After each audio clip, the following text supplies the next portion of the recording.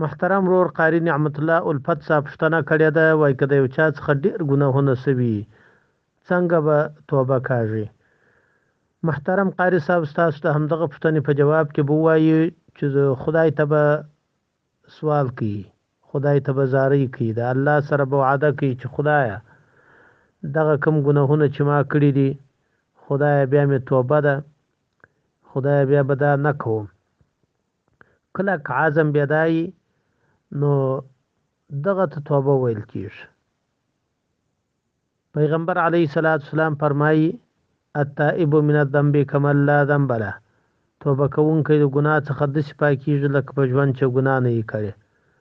بس چا چې په اخلاص باندې توبه وکړه الله یې ټول ګناهونه ورته معاف کوي، خو البته هغه ګناهونه چې هغه د الله حق وي، د بنده حق الله نه معاف کوي. د بنده حق چې څه دی؟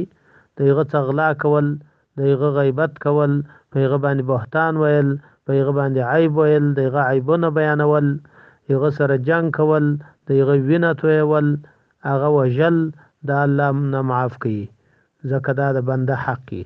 والله اعلم بالصواب.